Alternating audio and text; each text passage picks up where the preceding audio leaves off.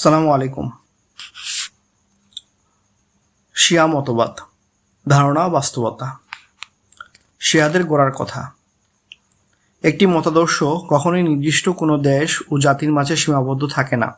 সাধারণত এর কিছু না কিছু প্রতিক্রিয়া থেকেই থাকে, যা ধীরে ধীরে পার্শ্ববর্তী দেশ ও জনপদের মাঝে ছড়িয়ে পড়ে।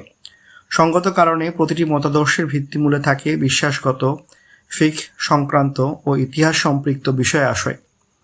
কোনো মতাদর্শের যথাযথ উপলব্ধি নির্ভর করে এসব জানার উপর। শিয়া মতবাদের সূচনা কখন, কিভাবে হয়েছিল তা নিয়ে ইতিহাসজ্ঞদের মাঝে দ্বিমত রয়েছে। শোনা যায় হজরত আলী ও মুয়াবিয়া রাদিয়াল্লাহু আনহুম এর মাঝে বিরোধ চলাকালে যারা হজরত আলীর পক্ষ নিয়েছিল তারা শিয়া, আর যারা বিপক্ষে ছিল তারা সুন্নি। সহজ কথায় হজরত আলী ও মুয়াবিয়া রাদিয়াল্লাহু আনহুমার অনুসারীরাই যথাক্রমে শিয়া ও সুন্নি, কিন্তু বিজ্ঞ কেউ কখনো এমন দাবি করেননি। আহলুস সুন্নাত ওয়াল জামার আকীদা অনুযায়ী হজরত আলী ও মুয়াবিয়া রাদিয়াল্লাহু আনহুম ছিলেন প্রথম সারির সাহাবী। তাদের মাঝে বিরোধ দেখা দিলে হজরত আলী যে সিদ্ধান্ত নেন তা ছিল যথাযথ, পক্ষান্তরে হজরত মুয়াবিয়ার ইজতিহাদ এই ক্ষেত্রে সঠিক ছিল না। এ থেকে হজরত আলীর পক্ষে আহলুস সুন্নাত ওয়াল জামার স্পষ্ট সমর্থন প্রমাণিত হয়।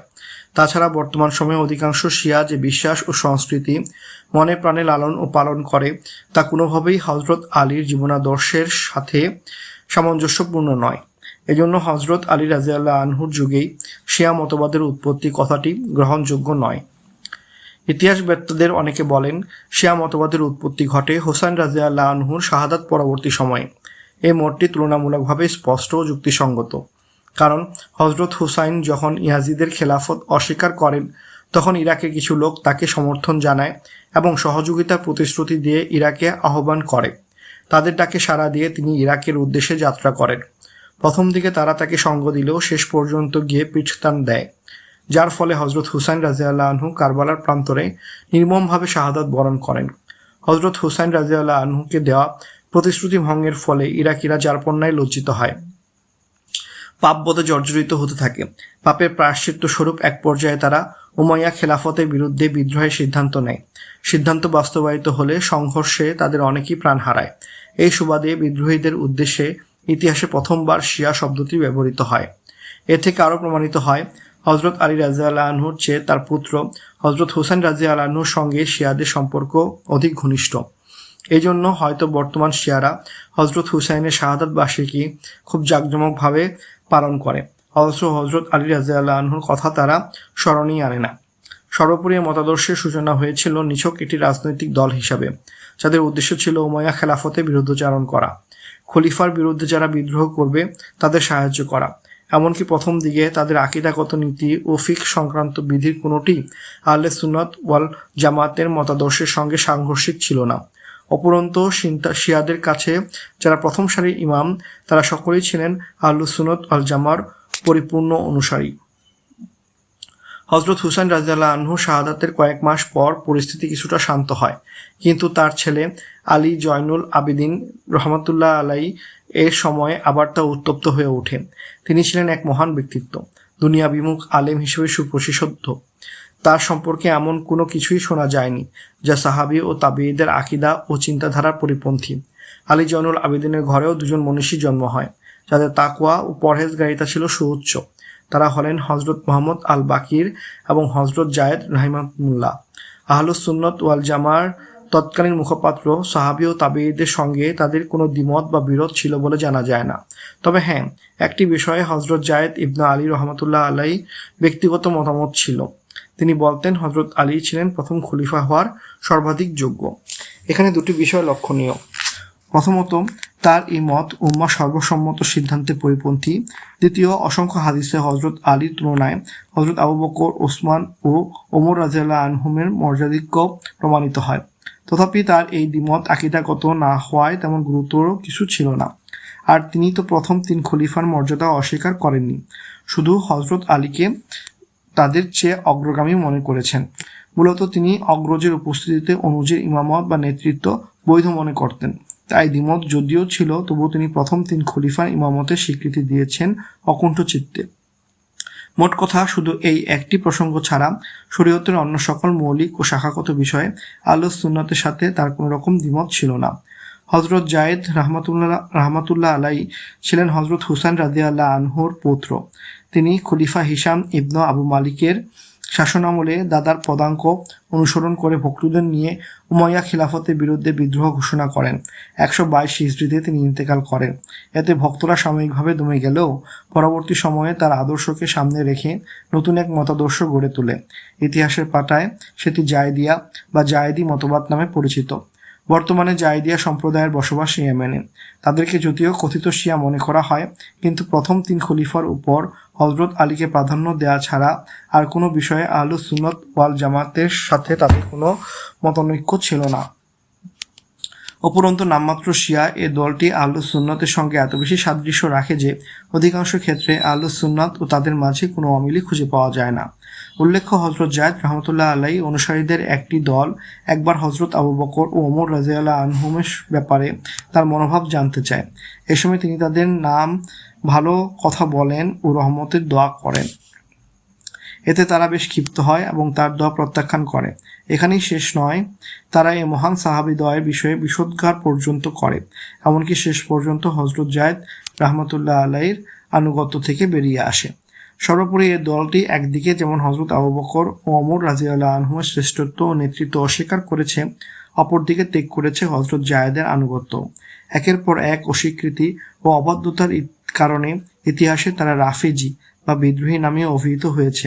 আর এ দলের এক অনুসারীর হাত ধরেই পরবর্তী সময়ে যাত্রা শুরু করেছে ইসনা আশারিয়া মতবাদ, যা বর্তমানে শিয়াদের মাঝে সর্বাধিক চর্চিত। জায়েদ ইবনে আলীর 8 বছর পূর্বে তার ভাই মুহাম্মদ আল বাকি মৃত্যুবরণ করেন, রেখে যান 7 জন সন্ততি। তাদের মাঝে জাফর আস সাদিক ছিলেন যুগশ্রেষ্ঠ আলেম ও ফকিহ।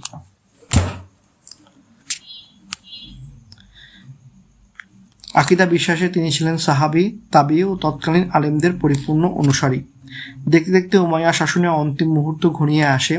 আব্বাসীরা তাদের বিরুদ্ধে গণ অভ্যুত্থান ঘটানোর জন্য ব্যাপক উদ্দীপনা নিয়ে জনমত তৈরি করার কাজে নেমে পড়ে।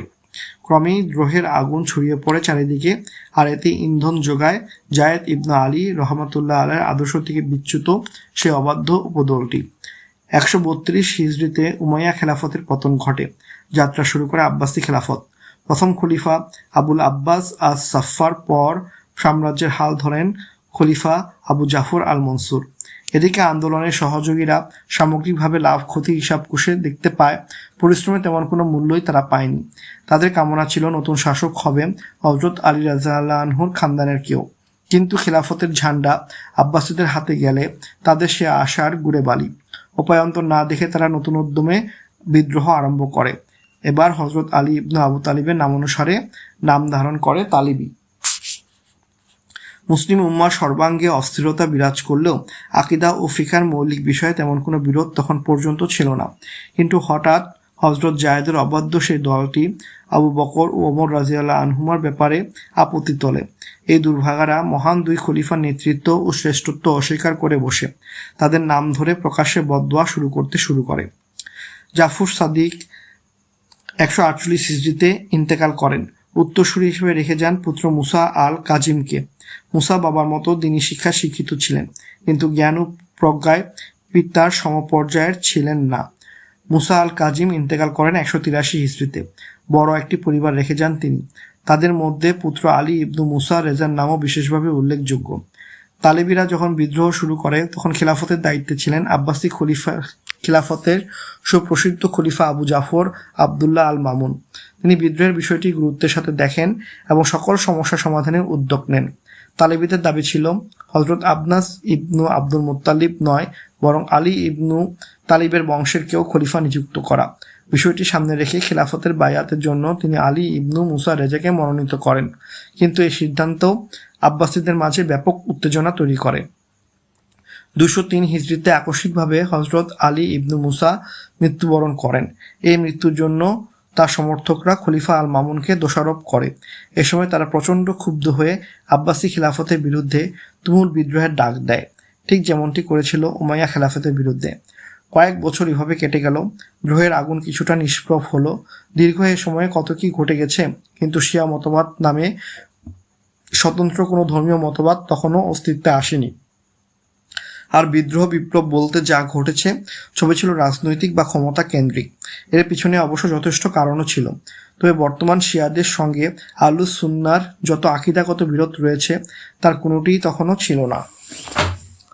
উল্লেখ্য, শাসকদের বিরুদ্ধে চলমান এসব সংগ্রামে সক্রিয় থাকার ক্ষেত্রে সর্বাধিক সুযোগ ছিল পারস্যবাসীর।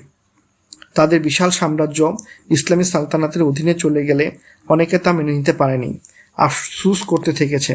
কারণ আরব মুসলিমদের তুলনায় তাদের নিজেদের ইতিহাস, ঐতিহ্য ও কৈলিন্য তাদের কাছে অধিকতর সমৃদ্ধ, উন্নত মনে হতো। এসব ভাবনা থেকে পরবর্তী সময়ে তাদের মধ্যে সুফি নামে এক বিশেষ দল আত্মপ্রকাশ করে, যাদের উদ্দেশ্য ছিল ইসলাম বহির্ভূত একটি নির্দিষ্ট গোষ্ঠীর স্বার্থে কাজ করা। তাদের অনেকেই পার্শ্বিক সভ্যতা সংস্কৃতির প্রতি হৃদয়ে থাকা ভালোবাসার বহিঃপ্রকাশ ঘটায়। পছন্দের সেই তালিকায় স্থান পায় একসময়ের অন্যতম উপাস্য আগুন। এদিকে ইসলামী সাম্রাজ্যের বিরুদ্ধে স্বতন্ত্র বিদ্রোহের সক্ষমতা সুফি সম্প্রদায়ের ছিল না। অপরদিকে কয়েক দশক ধরে তাদের পরিচয় ছিল মুসলিম। তাই তালিবিদের বিরুদ্ধে বিদ্রোহ তাদের ভাগ্য বদলের মক্ষম সুযোগ এনে দেয়। এজন্য তারা সিদ্ধান্ত নেয় যে তাদের সুবিশাল সাম্রাজ্য ধ্বংসকারী ইসলামী খেলাফতের পতন ঘটানোর লক্ষ্যে তারা তালেবি আন্দোলনে যোগ দেবে। কিন্তু দীর্ঘদিন ধরে দিয়ে আসা মুসলিম পরিচয় তারা কখনোই ত্যাগ করবে না। তারা আরও সিদ্ধান্ত নেয় যে মুসলিম সমাজে পার্শ্বিক সভ্যতার সংস্কৃতি ছড়িয়ে ইসলাম ধর্মকে বিকৃত করবে। দীর্ঘদিন ধরে মুসলিম উম্মার মাঝে বিরাজমান অস্থিরতার সুবাদে ইসলামকে কুসংস্কারের মোড়কে আকর্ষণীয় করে তুলবে। এখানেই শেষ নয়, চূড়ান্ত লক্ষ্যে পৌঁছতে তারা তালেবিদের সঙ্গে মিলে যাবে এজন্য যে তারা নিজেদেরকে আলী ইবনে আবু তালিবের দলভুক্ত দাবি করে। তাছাড়া তাদের একটি অংশ তো আহলে বায়াতের অন্তর্ভুক্ত। মানুষের মনেও তাদের প্রতি সীমাহীন ভক্তি।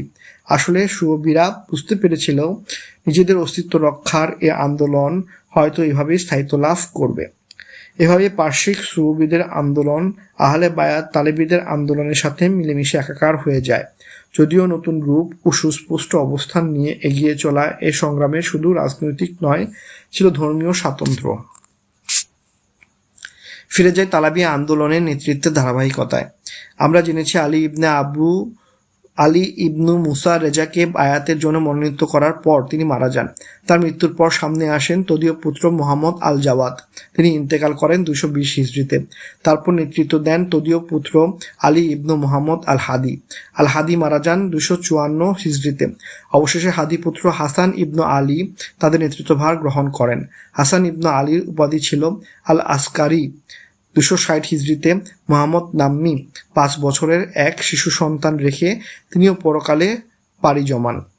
বিগত এই বছরগুলোতে খেলাফত আন্দোলনে চলমান বিচ্ছিন্নতাবাদী আন্দোলনে আহলে বায়াত, তালেবি ও পার্শ্বিক সুফিরা সমানভাবে অংশগ্রহণ করে। তবে প্রত্যেক নেতার অবর্তমানে নেতৃত্বের ঝান্ডা তারা তুলে দিয়েছে সদ্য প্রয়াত নেতার বড় পুত্রের হাতে। আলী ইবনু মুসা রেজা থেকে হাসান আল আসকারি পর্যন্ত নেতৃত্বের এই ধারা অব্যাহত ছিল।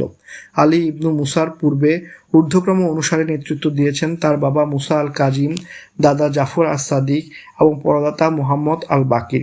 কিন্তু লক্ষ্য করার বিষয় হলো, উমাইয়া কিংবা আব্বাসী খেলাফতের বিরুদ্ধে এদের কেউ বিদ্রোহাত্মক নেতৃত্বের ভূমিকায় অবতীর্ণ হননি। হাসান ইবনু আলী আল আসকারি 260 হিজরিতে মৃত্যুবরণ করেন। এরপর বিদ্রোহীরা মারাত্মক নেতৃত্ব সংকটে পড়ে, কারণ হাসান আল আসকারির পুত্র তখনও দুধের বাচ্চা। এর মধ্যে শেষ ভরসা এই শিশুটির আকস্মিক মৃত্যুতে পরিস্থিতি আরও জটিল আকার ধারণ করে। বিদ্রোহীরা সুযোগ বুঝে অসংখ্য দল উপদলে বিভক্ত হয়ে পড়ে। ফলে দেখা দেয় নানা রকম মতবিরোধ। এসব বিরোধ যেমন ছিল রাজনৈতিক, তেমনি ছিল শরীয়তের বিধান ও আকীদা কেন্দ্রিক। বিদ্রোহীদের এতগুলো দল ও সম্প্রদায়ের মাঝে সর্বাধিক পরিচিতি ও প্রসিদ্ধি লাভ করে ইসনা আশারিয়া সম্প্রদায়।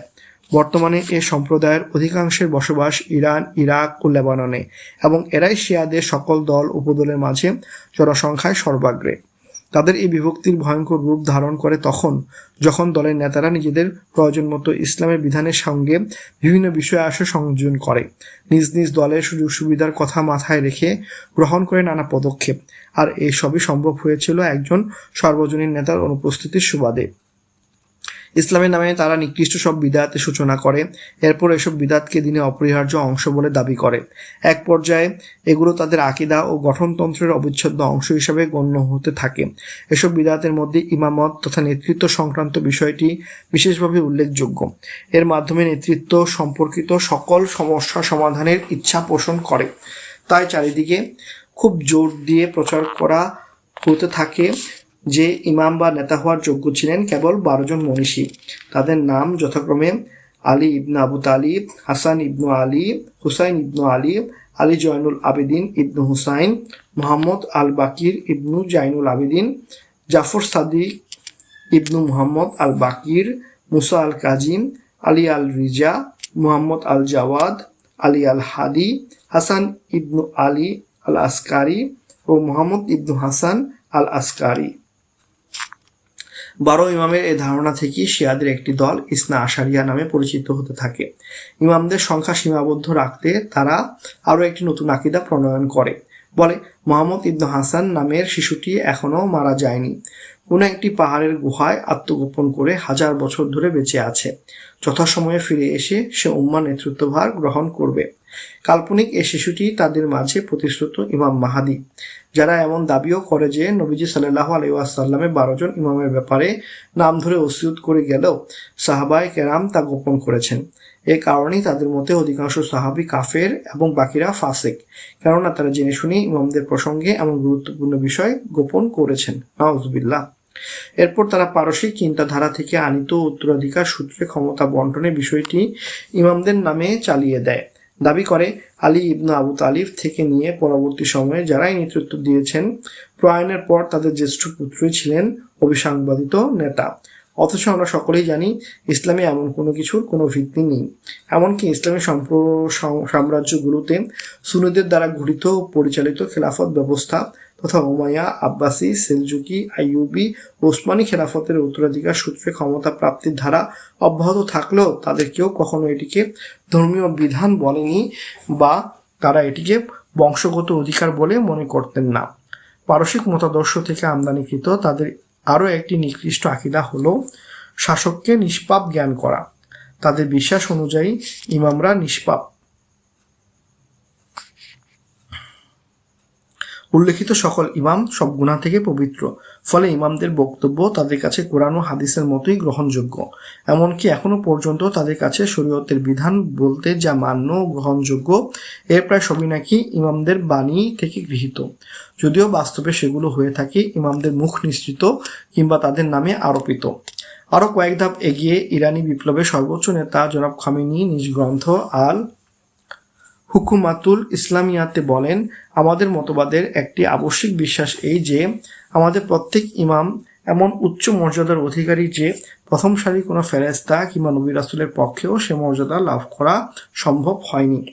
এই সূত্রে তারা প্রায় সকল সাহাবীর প্রতি মারাত্মক বিদ্বেষ পোষণ করে। মাত্র কয়েকজন সাহাবী তাদের বিষোদঘাত থেকে রেহাই পেয়েছেন, যাদের সংখ্যা হবে সর্বোচ্চ 13। অত্যন্ত আফসোস ও পরিতাপের বিষয় এই যে তাদের এই নগ্ন থাবা থেকে নবীজি সাল্লাল্লাহু আলাইহি ওয়াসাল্লামের পরিবারভুক্তরাও মুক্তি পাননি। নবীজির চাচা হযরত আব্বাস ও চাচাতো ভাই আব্দুল্লাহ ইবনে আব্বাস রাদিয়াল্লাহু আনহুমার দিকেও নিক্ষেপিত হয়েছে শত্রুতার তীর।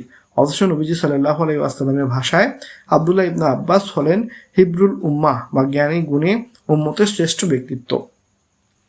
এ কথা সকলেরই জানা। তারা এই মহান দুই সাহাবীর বিরুদ্ধে বিষোদগারে লিপ্ত হয়েছে, এমনকি তাদের কাফের পর্যন্ত বলেছে, কেবল এ কারণেই যে আব্বাসী খলিফাদের সাথে ইসনা আশারিয়া সম্প্রদায়ের মতবিরোধ ছিল। অথচ আব্বাসী খেলাফত প্রতিষ্ঠার কতকাল আগেই তারা দুনিয়া ছেড়ে চলে গেছেন। আরও একটি নিকৃষ্ট বিদআত ছিল সে সময় অধিকাংশ ইসলামী সাম্রাজ্যকে দারুল কুফর দাবি করা। এ দাবির আলোকে মক্কা, মদিনা, সিরিয়া ও মিশরের মুসলমানরা ছিল তাদের কাছে কাফের।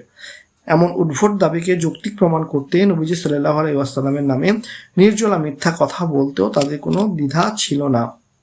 এমনকি এসব মিথ্যাই তাদের কাছে ধর্মীয় অপরিহার্য বিষয়ের অন্তর্ভুক্ত। তাদের মৌলিক গ্রন্থসমূহ যেমন আল কাফি, বিহারুল আনওয়ার, তাফসিরুল কুম্মি, তাফসিরুল আয়াশি, আল বুরহান ইত্যাদিতে এখনও এসব নিকৃষ্ট মিথ্যা বিদ্যমান। কেবল সাহাবীরাই নয়, আহলুস সুন্নাত তো সকল মনীষী তাদের কাছে অগ্রহণযোগ্য। উম্মার মহান ব্যক্তিদের রেখে যাওয়া জগদ্বিখ্যাত গ্রন্থগুলো তাদের কাছে প্রত্যাখ্যাত। সিয়াসিত্তা বা হাদিসের সহি হাদিসের বিশুদ্ধ 6 কিতাব সহ সকল হাদিস গ্রন্থই তাদের কাছে পরিত্যক্ত। ইমাম বুখারী, ইমাম মুসলিম, ইমাম তিরমিজি, ইমাম নাসাই থেকে শুরু করে ইমাম আবু হানিফা, ইমাম মালিক, ইমাম শাফি, ইমাম আহমদ ইবনে হাম্বলের মতো মহান ইমামগণ যেমন তাদের কাছে তুচ্ছ, তেমনি খালিদ ইবনু ওয়ালিদ, সাদ ইবনে আবু ওয়াক্কাস, ওমর ইবনে আব্দুল আজিজ, মুসা ইবনে মুসাইব, নুরুদ্দিন মাহমুদ, সালাউদ্দিন কুতুজ এবং মুহাম্মদ আল ফাতিহের মতো বীর সেনারাও অতি সামান্য। সাহাবী ও তাবিঈদের থেকে বিচ্ছিন্নতা অবলম্বন এবং হাদিস ও তাফসিরের কিতাবপত্র প্রত্যাখ্যানের পাশাপাশি তারা গ্রহণ করেছিল উল্লিখিত ইমামদের দিকে সম্পৃক্ত এমন কিছু কথামালা যেগুলো যারপন্যায় দুর্বল সূত্রে বর্ণিত। ফলে তাদের মাঝে ছড়িয়ে পড়ে নানা রকমের বিদাত, যার কোনোটি আকীদাগত, কোনোটি ইবাদত সম্পর্কিত, কোনোটি পরিবার ও সামাজিক জীবনযাপনের রীতিনীতির অন্তর্ভুক্ত। এছাড়াও আরও বিভিন্ন প্রকারের বিদাত তাদের মধ্যে চর্চিত হতে থাকে, যেসবের সঙ্গে ইসলামী শরীয়তের ন্যূনতম সম্পর্ক নাই। এখানে এই স্বল্প পরিসরে তাদের সকল বিদাত নিয়ে আলোচনার উদ্দেশ্য নয়, কারণ সেজন্য একাধিক গ্রন্থ রচনার প্রয়োজন পড়বে। এই জন্য এখানে কেবল সমস্যার মৌলিক দিকগুলো তুলে ধরব, যাতে শাখাগত বিষয় আশয় খুব সহজেই অনুধাবন করা যায়। অন্যথায় তাকিয়া, পুনর্জন্মন, কুরআন বিকৃতি নিয়ে বিভ্রান্তি, আল্লাহর সম্পর্কে নিকৃষ্ট আকীদা, মাজারে নানা রকম কুসংস্কার চর্চা, হযরত হুসাইনের শাহাদাত দিবস কেন্দ্রিক নানা রকম অসারতা, এমন হাজারো বিদাত ইসনা আশারিয়াদের কাছে ধর্মীয় মৌলিক বিষয়ের অন্তর্ভুক্ত, যেসব নিয়ে কথা বলতে গেলে আলোচনা অনেক দীর্ঘ হয়ে যাবে। উল্লেখিত বিষয়গুলো কেবল ইসনা আশারিয়া শিয়াদের মতাদর্শের একাংশ। সেই যুগে ইসনা আশারিয়া ছাড়াও অনেক দল প্রদলে আবির্ভাব ঘটেছিল। ইতিহাসের পাতায় হাইরাতুস শিয়া বা শিয়াদের কিংকর্তব্য বিমূঢ়তা শিরোনামে সে সময়ের কথা আলোচিত হয়েছে, তা এ প্রসঙ্গে বিশেষভাবে স্মরণীয়। সে দুরবস্থার সূচনা হয়েছিল হিজরি 3য় শতাব্দীর মাঝামাঝি। তাদের 11তম ইমাম হাসান আল আসকারির ইন্তেকালের পরবর্তী সময়ে। এ সময় শিয়ারা তাদের গ্রন্থ রচনা ও প্রচারণার কাজ শুরু করে। এতে তাদের আকীদা ও চিন্তাধারা মানুষের মনে মজবুত হতে থাকে। এরপর বিশেষভাবে পারস্য অঞ্চলে এবং সাধারণভাবে সমগ্র ইসলামী বিশ্বে তাদের মতাদর্শ ছড়িয়ে পড়তে শুরু করে। যদিও তখনও পর্যন্ত এই মতাদর্শের উপর ভিত্তি করে স্বতন্ত্র কোনো রাষ্ট্র গড়ে ওঠেনি, কিন্তু হিজরি 3য় শতাব্দীর শেষ ও 14শ শতাব্দীর শুরুর দিকে একের পর এক বিপর্যয় ঘটতে থাকে, যে কারণে বেশ কিছু এলাকা শাসন ক্ষমতা শিয়াদের হাতে চলে যায়। মুসলিম উম্মার মাঝে যার প্রভাব ও প্রতিক্রিয়া ছিল খুবই ভয়ঙ্কর ও সুদূর প্রসারী। যে কথাটি পুনরুক্ত না করলেই নয় তা হলো, কোনো বিষয়ে অভিমত ব্যক্ত করা মূলত সে বিষয়ে রাখা ভাবনারই অংশ। তাই কোনো বিষয়ে চূড়ান্ত সিদ্ধান্তে উপনীত হতে চাইলে অবশ্যই সে বিষয়ে পর্যাপ্ত জ্ঞান অর্জন করতে হবে। খুব ভালোভাবে জেনেই কেবল কোনো প্রসঙ্গের বৈধতা বা অবৈধতা ঘোষণা দেওয়া যাবে, কদর্য ও উত্তমতা নির্ণয় করা সম্ভব হবে।